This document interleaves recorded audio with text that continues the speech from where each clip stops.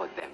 ariko byibuze leta ya hano muri Kenya ntabwo ibiba amacakubiri umuntu yopfa gusa nkundi. Second of all, cya kabiri inashakiraga kubona umuyobozi wa hano to send a message, kugira ngo mbahe ubutumwa, because the president have a power to speak to another president. kuko byibuze umuperezida yavugana n'undi muperezida. As a leader who are here, abayobozi bari hano, can you please, in our behalf, nyamuneka ku bwacu, let your president think about my people. niba wabona perezida wawe ukaba wavuganira ubwoko bwacu, Because action talk more than a million words. kuko ibikorwa birakora kuruta amagambo. Because I have an orphanage in Minembwe. Mfite imfubyi nyinshi mu Minembwe. We have 1 month no communication. I don't know people who was killed by drone. So sorry. Tumaze hafi ukwezi tutavugana na bamwe, sinzi niba barishwe na drone. I have no idea. Kundi kuntu nabigenza. You have the power to push the government of Burundi. Byibuze perezida tumubonye nubwo yaba ari uwa hano yapushinga cyangwa se yagerageza kubwira perezida w'u Burundi. And also you have a power to speak to any president like him, if it's Trump president, even our own government, Etienne Tshisekedi. Byibuze wavugana n'umuperezida uwo ari we wese, niyo yaba Trump cyangwa se Tshisekedi urimo kudukorera biriya. Have that power. Nzi neza ko perezida ufite izo mbaraga. Please, people don't look aside. Nyabuna abantu ntibarebe ku ruhande. This is a human being. Ibi n'abantu barimo kwicwa. This is our parents.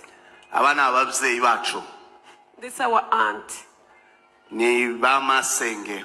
It's not far away. Because their life is crying for whole nation. Munsi kumanywa na nijoro bararira. Our president is paying for another country to go to kill his own citizens. Perezida wacu turi abaturage be arishura ibindi bihugu kugira ngo bize byica abaturage be twebwe. All negotiation they are doing everywhere, Angola, Qatar, US, is looking like entertainment. Ari amasezerano barimo kugenda basinya Qatar, Angola, hehe muri Amerika nugusa nko kwamamaza gusa cyangwa se imikino. The way they tell people to leave Uvira. Buryo babwiye abantu kuva Uvira. When a civilian have no protection.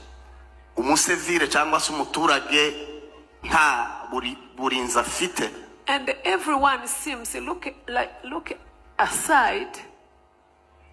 Abantu bose bakabyirengagiza bakareba ku ruhande. I did protesting many times. I went to Washington, D.C. I went to speak to the White House when it was Laura Bush.